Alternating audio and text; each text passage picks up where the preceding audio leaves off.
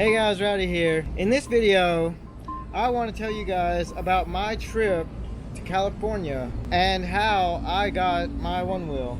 It all started last summer when I met a couple of folks who later became really good friends of mine. They came over to my house and they saw that I skateboard, or I use a skateboard to get around. They were into Onewheels already, and so they were telling me about it. They were telling me about the Onewheel and everything. It sounded kind of crazy when I was just hearing about it. But then we went out to the park and they showed me the Onewheel and I rode it for the first time. Caleb and Gary are videographers, so naturally they wanted to make a video.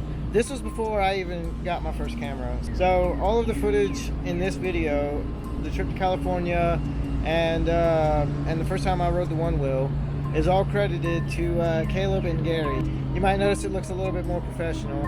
You know, they've been doing it for a long time. So I want to thank them for providing this footage, making this video possible.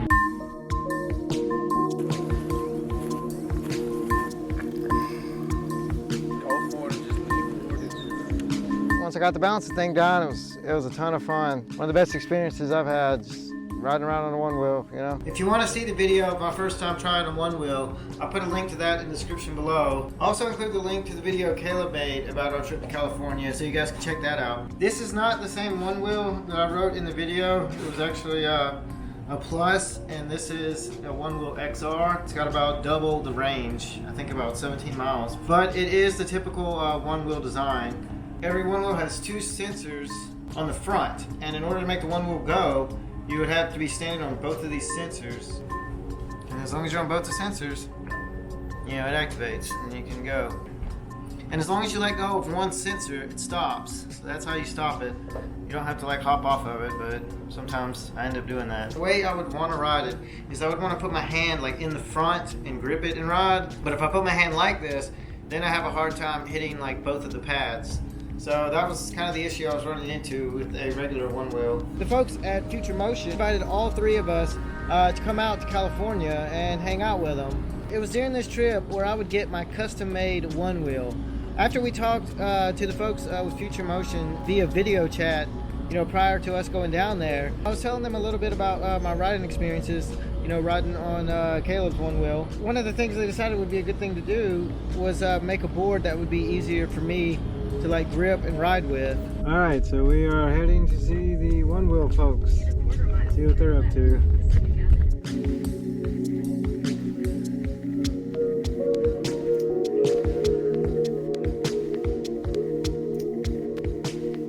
Ooh, that looks nice. All right, they don't get any lighter. That's the problem with these things. Yeah. All right. Okay, so we got the covered fender here. That's good, because, you know, I didn't really think this was gonna happen, but I rode one with a tie once. All the comments were like, well, that was kind of dangerous, because they were still talking about the tie getting caught in the wheel. But this is probably safe to have. For sure. Yeah. For sure. Can I put it down here and try it? Yeah. Okay. Hopefully it's knuckle safe, you know? Can you put it down there? Yeah, I got you.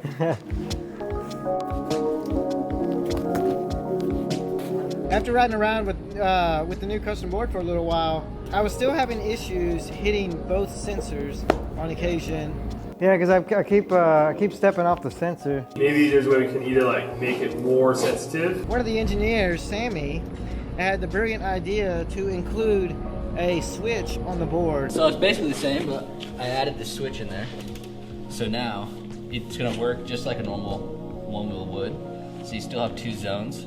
So you have to push, you can push two zones so you can still ride it normally. Yeah. The difference is now that if you push one of these, it acts as this zone. So now I can let go of this zone and it'll keep going. Well, I think we should go take it outside. Yeah, definitely. Yeah. This really opened up my ability to ride the Onewheel. This made it so much easier. From that point on, I just enjoyed the Onewheel like 10 times more.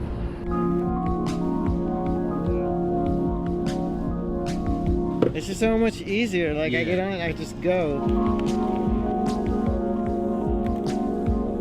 So after making me my very own custom Onewheel, which was totally amazing, the good folks at Future Motion also gave us a tour around their shop.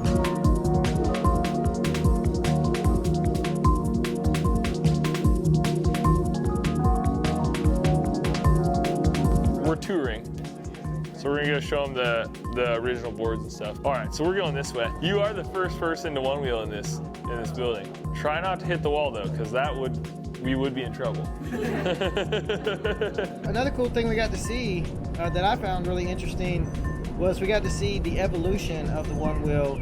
This is our trophy room that we're working on. This is phase 1 of trophy room. So this is the first one wheel ever. So yeah, we had chain drive motor and these big, we call it old Ironsides. Wow. And you can see, look, there's like a little switch here. Oh, right? I see, yeah. So you were actually standing on that. The problem with it was that it's pretty inconsistent, this switch here. Oh, okay. So we've had some time to work on our switches. And this one Kyle was just making in his garage, just like nights and weekends. So how old is this? Like, when was this one made? And let's see, so we've been doing one wheel for like almost 5 years now, and Kyle was working on the first one 8 years before that. Definitely didn't happen overnight, a lot of work went in. So this is like the next one. So again, you have a switch, and I think he might have had like a cord or something that went up. I don't know exactly. This is the board that we launched on Kickstarter with back in 2014. Yeah, the insides of one wheels don't look like this anymore. Still on the switch design. Yeah, so that was a huge improvement, right? Like putting in the sense pads. I'm bringing back the switch. Yeah. Bringing back the switch. The switch is full circle. Yeah, Switch is it's retro. Switch is retro. After the tour, we all went riding together, which was a lot of fun.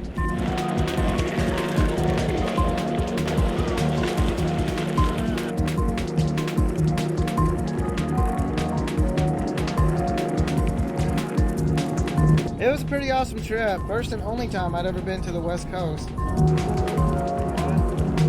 I've been riding my one wheel for about a year now, and nothing bad has happened, knock on wood. But I decided a few months back, after a little accident that was actually related to my boosted board, I decided I needed to protect my nubs. You know, after working with the folks at Alabama Artificial Limb, I was finally able to get my first pair of nub shoes, which I was finally able to try out the other day on my one wheel for the first time. I got elbow pads that work, I got a helmet that works, and my nubs are protected.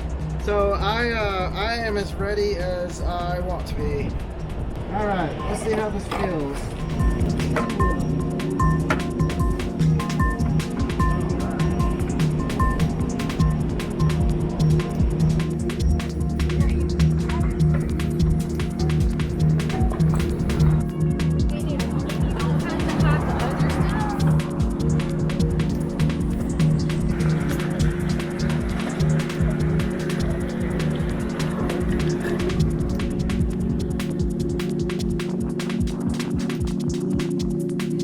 My skills on the one wheel certainly are about the same. They're getting a little better steadily, but just feeling better, like knowing that like my nub's not necessarily going to snap in half on the slightest fall. I don't know, I just felt safer, and it was a more worry-free ride.